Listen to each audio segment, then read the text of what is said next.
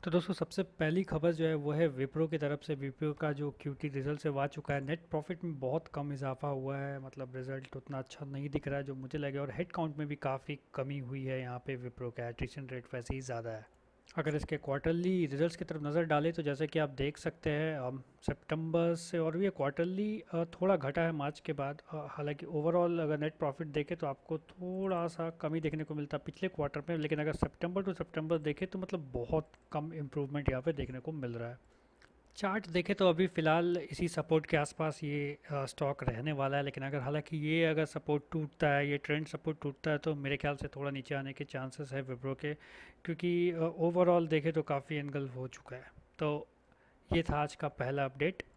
दूसरा अपडेट देखें तो यहाँ पे बजाज ऑटो जो है उसका Q2 नेट प्रॉफिट जो है 20% वाई ऑन वाई बढ़ा है, और इसका रिव्यू अच्छा खासा नेट प्रॉफिट में इजाफा हुआ है, जो कि अच्छी बात है। स्टॉक जो है वो 5,000 के आसपास ट्रेड कर रहा है, और ओवरऑल सेल्स में देखें तो सेल्स में इम्प्रूवमेंट हुआ है। अगर हम वाई ऑन वाई देखें सितंबर टू सितंबर तो थोड़ा बड़ा है, और नेट प्रॉफिट की भी बात की जाए तो 17 से बढ़ करके 20 तक आया है, मतलब 2,000 तक आया है, तो उसमें भी इजाफा हुआ। और कंटिन्यूस अभी तक अगर कंपेयर करें लास्ट, तो सितंबर 21 के बाद एक ड्रॉप हुआ था, उसके बाद वापस वो अपने रिकवरी फेज में है, तो स्टॉक ठीक लग रहा है। चलिए अब चार्ट पे देखते हैं। अगर बजाज स्टॉक की बात की जाए तो स्टॉक काफ़ी स्ट्रॉन्ग दिख रहा है। हालांकि इसके ऊपर जो मोमेंटम है आप समझ लीजिए 5,270 273 के ऊपर ही है। और अगर वीकनेस की बात करें, अगर वीकनेस तो अभी फ़िलहाल जो सपोर्ट है वो आप समझ लीजिए लगभग 4,925 के आसपास है, तो उसके बीच में स्टॉक अभी फ़िलहाल थोड़ा सा साइडवेज चलने की आशंका है। बट अगर ऊपर का रेजिस्टेंट टूटता है तो आपको स्टॉक में थोड़ा और पॉइंट मिलने के चांसेस है।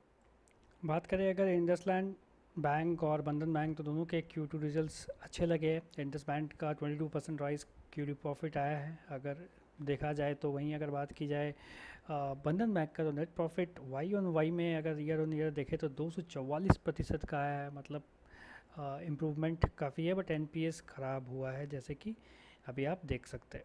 तो अगर क्वार्टरली देखें तो अगर वाई ऑन वाई देखें तो देखिए सितंबर 2022 से लेकर के सितंबर 23 में काफ़ी इंप्रूवमेंट हुआ है। रेवेन्यू के टर्म्स में अगर देखा जाए तो, और प्रॉफिट के टर्म्स में भी आप देख सकते हैं लगभग 100% के हिसाब से फिनेंशियल प्रॉफिट में ग्रोथ हुआ है। नेट प्रॉफिट की बात की जाए तो 17 से 21, ओके, तो ग्रोथ हुआ है।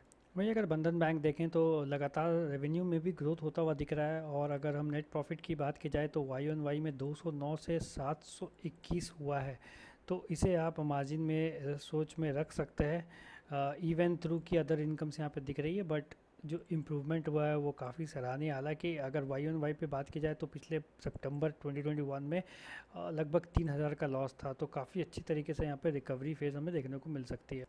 अगर इंडसलैंड बैंक का देखें तो अभी चार्ट बिल्कुल साइडवेज दिख रहा है, तो लगभग आप समझ लीजिए लगभग 1470 के ऊपर ही आपको कुछ अच्छा ग्रोथ देखने को मिल सकता है। फ़िलहाल काफ़ी साइडवेज नज़र आ रहा है, और आने वाले समय में अगर सेलिंग प्रेशर आता है तो आप समझ लीजिए एक रेजिस्टेंस 1370 के आसपास का आप ले सकते हैं, उसके आगे आप देख सकते हैं। तो अगर बंधन बैंक के बारे में बात करें तो अभी देख रहे हैं अब थोड़ा सा कंटिन्यूस सेलिंग देखने को मिल रहा है, ठीक है। तो 270 के ऊपर ही बंधन बैंक कहीं ना कहीं ऊपर भागने की कोशिश करेगा, और उसका मेजर जो सपोर्ट है वो 210 211 के आसपास है, तो उसी के बीच फिलहाल देखने को मिलेगा। अगर आप ट्रेंड लाइन के हिसाब से जाना चाहते हैं तो जस्ट वेट करिए कि इस पॉइंट ऑफ टाइम, मतलब आने वाले 2 दिन इंपॉर्टेंट है। अगर इसको ट्रेंड तोड़ता है तो स्टॉक नीचे आने के चांसेस है, तो यहाँ से अगर बाउंस बैक करता है तो फिर वापस आप इस समथिंग अराउंड इस लेवल के आसपास आप स्टॉक को जाते हुए देख सकते हैं। तो दोनों ही पॉसिबिलिटी है, लेट्स वेट एंड वॉच कि कहाँ जाता है ये स्टॉक।